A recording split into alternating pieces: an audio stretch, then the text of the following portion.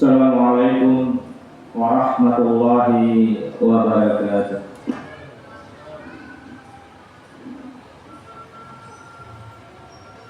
Allahu Akbar, Allahu Akbar.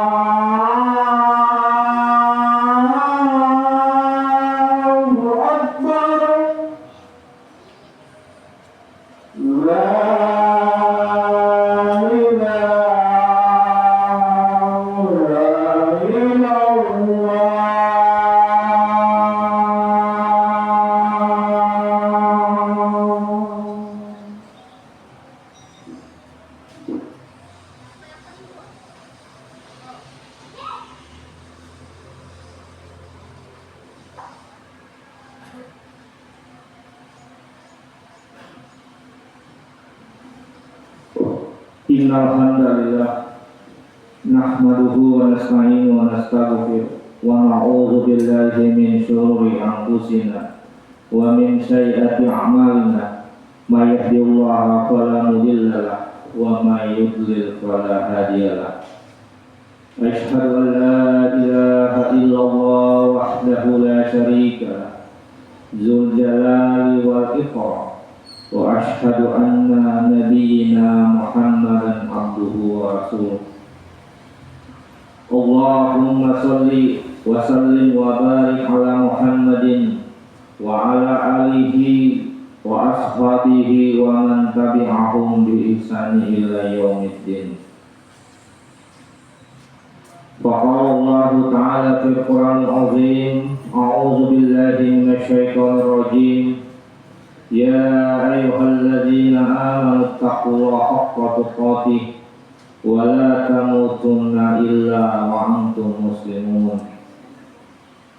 يا أيها الناس اتقوا ربكم الذي خلقكم من نفس واحدة وخلق منها زوجها وبث منهما رجالا كثيرا والنساء واتقوا الله الذي تساءلون به والأرحام إن الله كان عليكم رقيبا أما بعد فإن خير الحديث كتاب الله وخير الهدى هدى محمد وشر الأمور محدثاتها وكل بدعة ضلالة. Jemaah-jemaah yang dirahmati Allah, yang pertama dan yang utama, marilah kita senantiasa memanjatkan rasa syukur kita atas segala yang Allah limpahkan. Terutama yang kita patut syukuri adalah nikmat hidayah keimanan. Karena dengan keimanan inilah yang insya Allah akan menjadi jaminan untuk kita menggapai keselamatan dalam kehidupan di dunia, lebih-lebih dalam kehidupan akhirat yang dijanjikan kekal abadi. Kita juga patut bersyukur sampai dengan detik ini Allah masih memberikan kita limpahan nikmat berupa kesehatan dan kesempatan, sehingga masih bisa melaksanakan seluruh rangkaian-rangkaian aktivitas kita. Rangkaian kehidupan kita di dunia ini, kita diutus untuk hidup di dunia ini selain sebagai khalifah, sebagai pemimpin yang diberikan hak, diberikan kewenangan untuk mengelola alam ini dalam mencapai kebaikan. Kewajiban kita hadir di muka bumi ini, diberikan kehidupan, diberikan nyawa oleh Allah, sebagaimana yang ditegaskan dalam Quran surat Az-Zariyat ayat 56. Allah berfirman, "Wa ma khalaqtul jinna wal insa illa liya'buduni." Di dalam ayat ini Allah bersumpah atas dirinya sendiri, "Wa ma," dan tidaklah, kata Allah, "khalaqtu," menciptakanlah aku, "al-jin," golongan jin, wal ins, dan manusia, illa, kecuali, liya'buduni, kecuali hanya untuk beribadah kepadaku. Maka merujuk pada makna ayat ini, sepatutnya lah aktivitas kita yang kita lakukan mulai dari tidur sampai tidur kembali, bahkan tidur sekalipun, semuanya itu harus berdimensi ibadah. Bagaimana supaya amalan-amalan kita bernilai ibadah? Maka tentu saja amalan itu harus sesuai dengan apa yang dituntunkan dalam agama kita. Selawat serta salam semoga senantiasa tercurahkan kepada junjungan kita Nabiullah Muhammad sallallahu alaihi wasallam beserta para sahabat dan kepada pengikutnya, termasuk kita semua yang insya Allah akan mendapatkan syafaat, dan seluruh pengikut-pengikutnya hingga yaumil akhir kelak insya Allah. Selaku hatib, tidak lupa pula kami menyampaikan wasiat kepada kita sekalian, terutama diri pribadi kami, untuk terus menjaga dan meningkatkan ketakwaan kita, menjaga keislaman kita, menjaga komitmen tauhid kita sampai ajal menjemput kita. Wala tamutunna illa wa antum muslimun. Wala, dan jangan sekali-kali, kata Allah, tamutunna, kalian sekalian itu mati, illa, kecuali, wa antum, kalian sekalian, al muslimun, dalam keadaan sebagai orang-orang yang tetap teguh dalam tauhidnya, dalam keadaan sebagai orang-orang yang tidak rusak tauhidnya dengan kemusyrikan, dan dalam keadaan sebagai orang-orang muslim. Jamaah Jumat yang dirahmati Allah, hukum asal dari ibadah mahda adalah haram. Segala hal yang berkaitan dengan ibadah mahda, mulai dari tuntunan, ukuran, waktu, volume, dan lain-lainnya, itu semuanya harus disesuaikan dengan dalil Al-Quran dan As-Sunnah. Salah satu yang contoh yang masuk dalam koridor ibadah mahda adalah puasa. Persoalan ibadah mahda adalah persoalan yang kaku atau saklek. Ibadah mahda telah berakhir 14 abad yang lalu, yaitu ketika Nabi Muhammad wafat.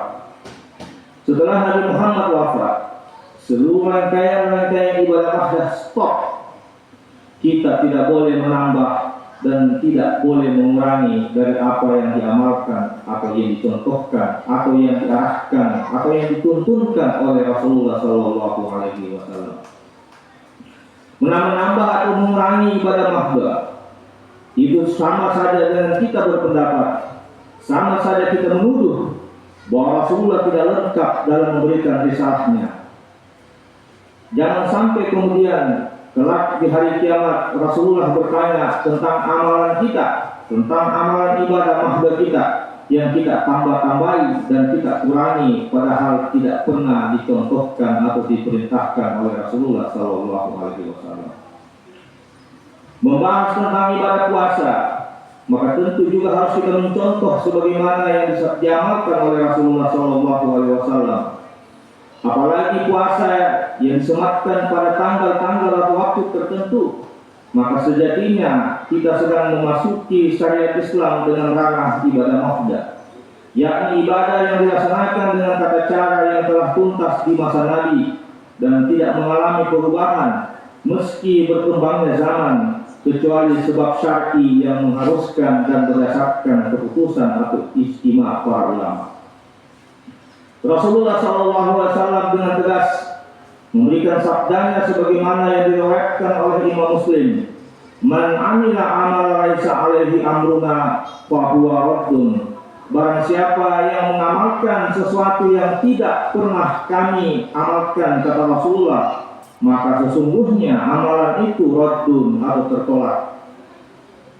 Sebanyak apapun amalan yang kita lakukan, jika tidak pernah dicontohkan oleh Rasulullah, maka masuk dalam kategori sebagai amalan raddun atau amalan yang tidak akan diterima atau hanya menjadi sia-sia.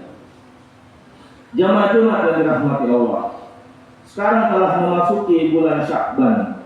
Yang masyhur kita dengar adalah amalan tentang puasa atau nisfu Sya'ban. Bagaimana pandangan Muhammadiyah terhadap amalan nisfu Sya'ban? Anggapan adanya puasa di waktu pertengahan bulan Sya'ban ini berangkat dari hadis riwayat Ibnu Majah melalui sahabat Ali radhiyallahu anhu. Iza kanat lailatun nisfus min Sya'ban qumul lailaha wa sumu naharaha. Jika ada malam nisfu Sya'ban, maka hendaknya dirikanlah sholat pada malam harinya dan berpuasalah di siang harinya. Namun jamaah Jumat yang dirahmati Allah, berdasarkan penelitian yang dilakukan ulama tarji Muhammadiyah, hadis ini menurut sebagian ulama berderajat dhaif, bahkan karena salah satu perawinya dikenal sebagai pemalsu hadis, maka kemudian majelis tarji berpendapat bahwa hadis di atas ini termasuk hadis mungkar atau hadis palsu, sehingga hadis-hadis yang diriwayatkan oleh perawi tersebut akan terjatuh pada kategori hadis palsu atau mungkarul hadis.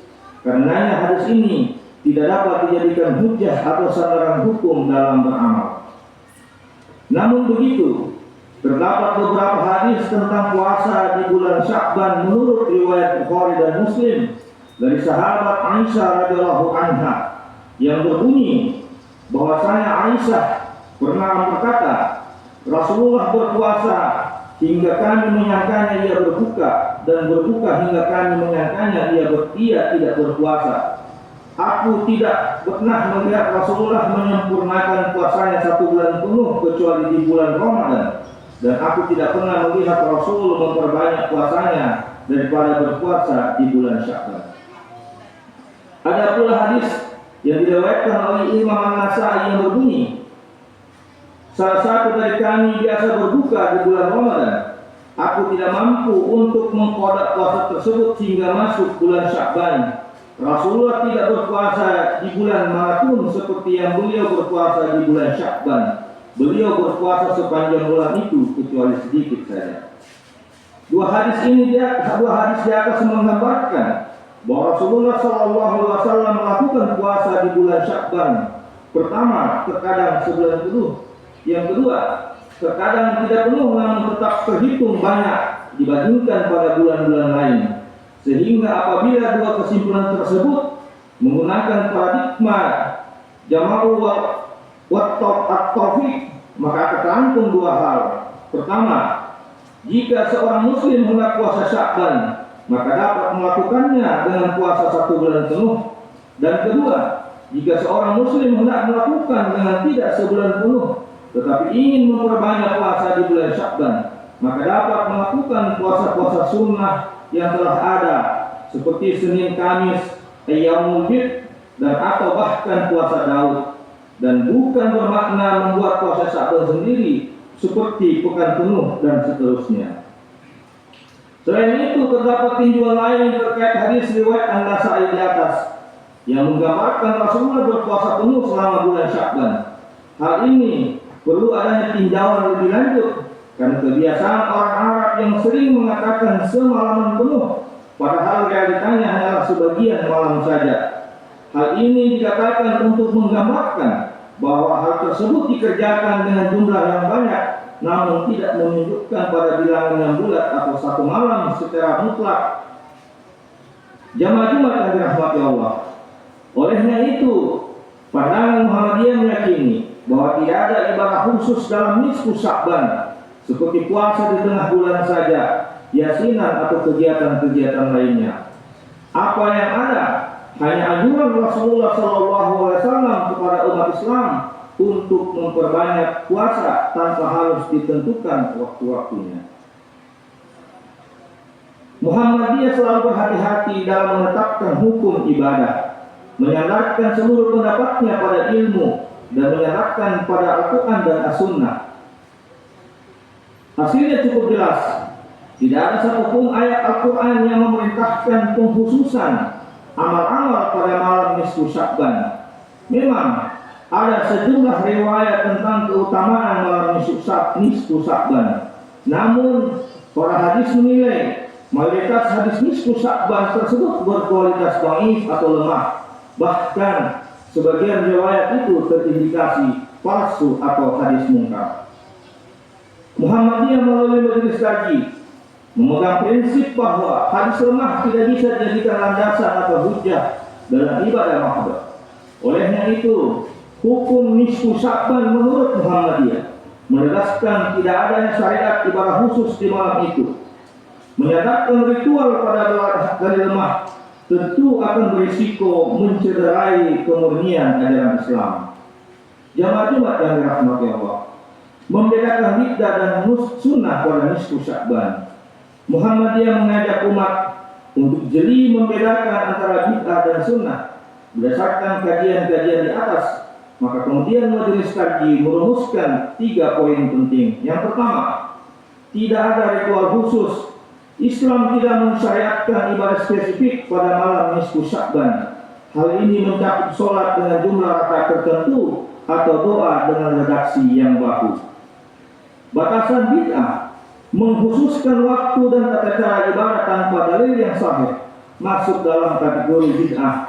Perbuatan ini menambah aturan ibadah yang tidak pernah Rasulullah SAW contohkan.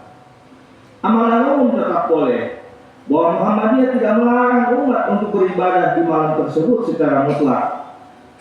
Cuma kita tidak boleh melaksanakan sholat malam atau membaca Al-Quran. Syaratnya, lakukanlah berbagai amalan harian biasa tanpa ada niat meyakini adanya keutamaan khusus. Inna a'malu binniyat. Muhammadiyah tidak menolak ibadahnya. Haji hanya sekedar meluruskan keyakinan tentang waktu dan tata cara yang tidak berdasarkan, karena pelaksanaan puasa termasuk dalam kategori ibadah mahdoh. Apa yang kami sampaikan ini adalah meneruskan apa yang menjadi pendapat Muhammadiyah melalui kajian yang dilakukan oleh majelis kaji yang secara khusus mengkaji seluruh pendapat-pendapat yang beredar di masyarakat, lalu kemudian mencari landasan hukumnya. Itulah yang kemudian menjadi pendapat yang disampaikan oleh Muhammadiyah terkait dengan ibadah-ibadah mahdoh. Barakallahu wa lakum fil Qur'anil azim wa nafa'ni wa iyyakum bima fihi minal ayati wa dzikril hakim. Taqabbal minni wa minkum tilawatahu innahu huwal ghafurur rahim.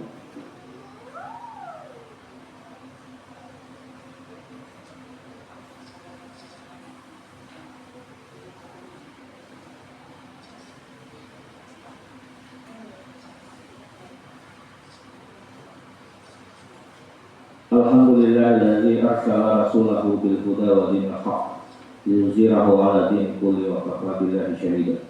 Asyhadu an la ilaha illallah wahdahu la syarika lah wa asyhadu anna nabiyyana Muhammadan 'abduhu wa rasuluh. Allahumma shalli wa sallim wa barik ala Muhammad wa ala alihi wa ashabihi wa man tabi'ahum bi ihsan ila yaumil. Ya ayyuhalladzina amanu taqullaha wa kunu ma'as shodiqin.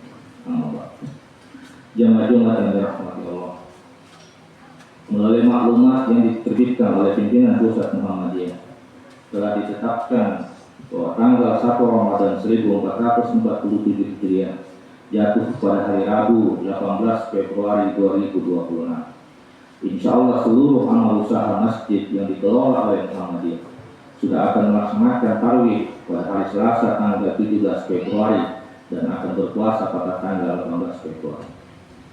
Pendapat Muhammadiyah tentang penetapan awal Ramadan ini berdasarkan kriteria terbaru, yaitu kriteria kalender Hijriah global tunggal. Jamaah-jamaah yang dirahmati Allah, sebagaimana diketahui bahwa per 1 Muharram 1447 Hijriah, Muhammadiyah melakukan ijtihad mengubah yang selama ini menggunakan parameter wujudul hilal hisab hakiki dalam penetapan awal bulan Hijriah. Per 1 Muharram 1447 Hijriah, Muhammadiyah beristihad untuk menggunakan parameter kalender Hijriah global tunggal. Salah satu yang menjadi perubahan besar dalam kriteria ini adalah perubahan matlak. Matlak itu adalah tempat terbitnya hilal atau bulan baru. Jika selama ini Muhammadiyah dengan wujudul hilal menggunakan standar Yogyakarta sebagai matlak, Jogja adalah pusatnya Muhammadiyah. Jogja adalah tempat atau kantornya pimpinan pusat Muhammadiyah. Sehingga kemudian dalam penetapan awal bulan menggunakan standar matlak Jogja. Namun dengan KHGP, standar matlak yang digunakan adalah standar matlak global. Artinya, dimanapun di dunia ini, ketika pada tanggal itu ketinggian bulan sedang mencapai 5 derajat dengan sudut elongasi 8 derajat, maka menurut standar KHGP yang kemudian juga diikuti oleh Muhammadiyah sudah masuk tanggal 1. Berdasarkan hasil hisab yang dilakukan oleh para ilmuwan astronomi muslim yang sepakat dengan parameter kalender Hijriah global tunggal, bahwa di akhir Sa'ban pada titik lintang 66 derajat 49 detik lintang utara dan bujur 158 derajat 51 44 detik bujur barat, yang jika kita tarik di peta berada di kawasan Amerika, tepatnya di wilayah Alaska, Amerika Serikat. Berdasarkan kalender Hijriah global tunggal, setelah terbitnya matahari di titik tersebut, ketinggian bulan sudah berada di atas 5 derajat dengan elongasi di atas 8 derajat. Berdasarkan kalender Hijriah global tunggal, parameter kalender Hijriah global tunggal yang disepakati pada pertemuan Turki 2016, maka ditetapkanlah besoknya itu tanggal 1 Ramadan atau pada tanggal 18 Februari.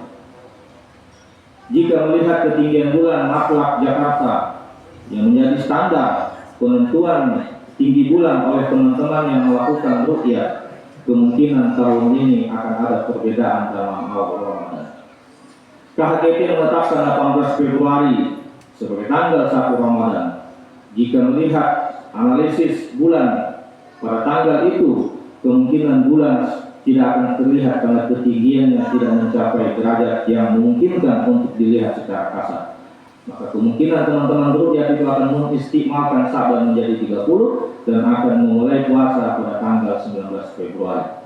Kecuali jika memang pada hari itu terlihat bulan dengan menggunakan alat teropong yang secanggih yang telah digunakan selama ini, maka kemungkinan akan bersamaan puasanya. Tetapi jika dilihat dari analisis ketinggian bulan pada tanggal itu berdasarkan alat sterarium, berdasarkan aplikasi sterarium, kemungkinan bulan akan tidak terlihat pada hari itu. Maka akan terjadi perbedaan pada awal Ramadan. Itulah beberapa hal yang terkait dengan penentuan awal Ramadan yang telah ditetapkan oleh Muhammadiyah. Akhirnya marilah kita berdoa, memohon petunjuk kepada Allah, memohon hidayah ilmu kepada Allah. Semoga kita diberikan cahaya ilmu untuk mengetahui mana yang baik, mana yang benar. Karena dengan kebaikan dan kebenaran itulah yang insya Allah akan membawa kita kepada keselamatan di dunia dan akhirat. Allahumma ghfir lil muslimina wal muslimat wal mu'minina wal mu'minat al ahya'i minhum wal amwat innaka sami'un qaribun mujibud da'wat wa ya qadiyat. Allahumma a'izzatil islam wal muslimin, Allahumma ansurna ikhwanina wal mujahidina fi Filistin. Rabbana hab lana min azwajina wa dhurriyyatina qurrata a'yun waj'alna lil muttaqina imama. Allahumma inni as'aluka ilman nafi'an wa rizqan thayyiban wa amalan mutaqabbalan. Rabbana la tuzigh qulubana ba'da idh hadaytana wa hab lana min ladunka rahmatan innaka antal wahhab. Rabbana atina fid dunya hasanah wa fil akhirati hasanah wa qina adzabannar. Walhamdulillahi rabbil alamin.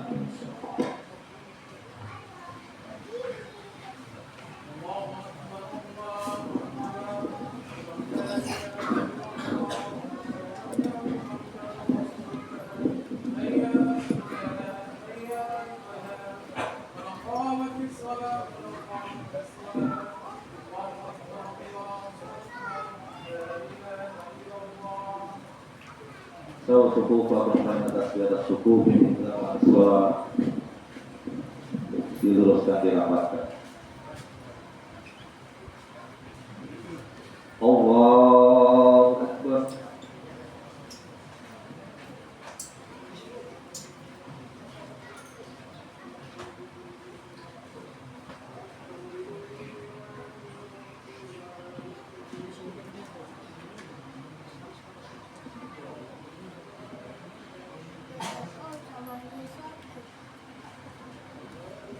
Alhamdulillahi rabbil alamin, ar-rahmanir rahim, maliki yaumiddin, iyyaka na'budu wa iyyaka nasta'in, ihdinas siratal mustaqim, siratal ladzina an'amta 'alaihim ghairil maghdubi 'alaihim waladdallin.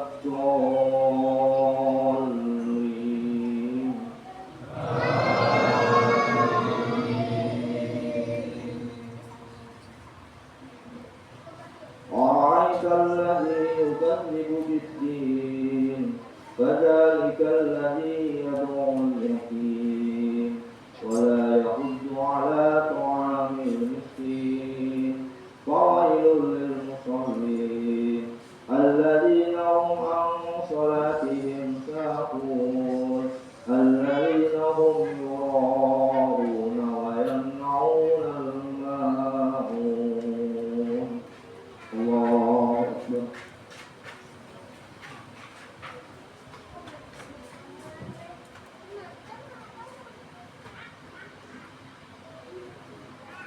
Sami Allahu liman hamidah. Allahu Akbar.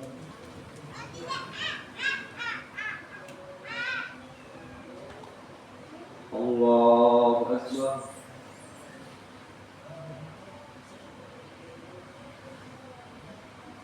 Allahu Akbar.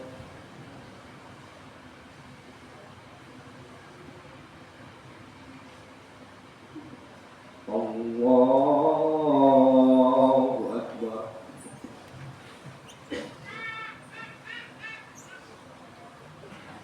Alhamdulillahi rabbil alamin, ar-rahmanir rahim, maliki yaumiddin, iyyaka na'budu wa iyyaka nasta'in, ihdinas siratal mustaqim, siratal ladzina an'amta 'alaihim ghairil maghdubi 'alaihim waladdallin.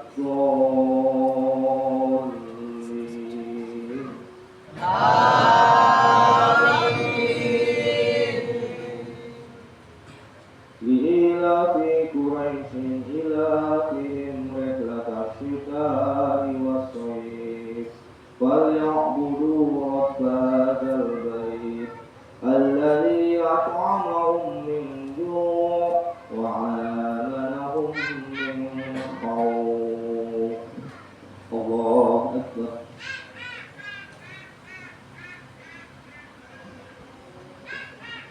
سمع الله لمن حمده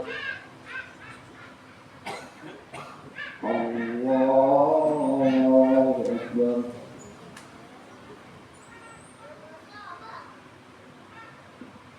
الله أكبر الله أكبر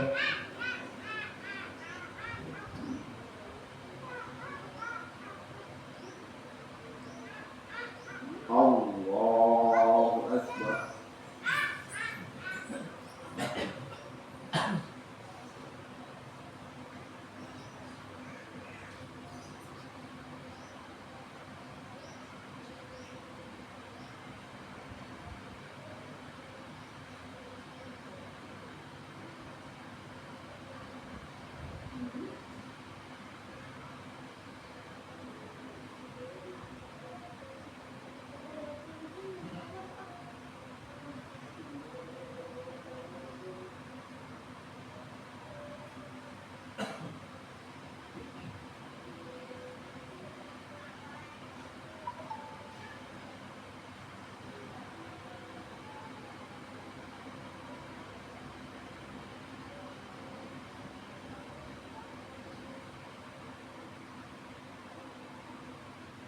Assalamualaikum warahmatullahi wabarakatuh.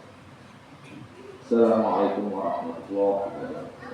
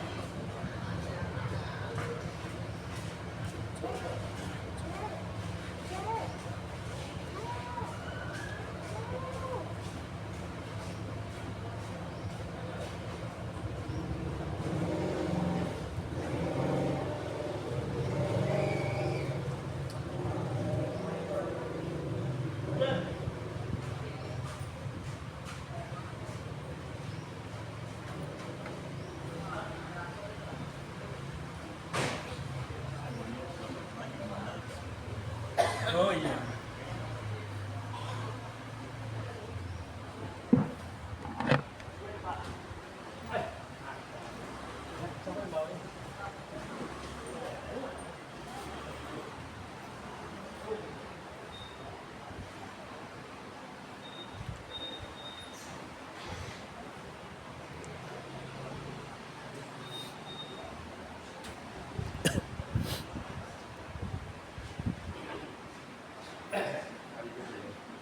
Sisa.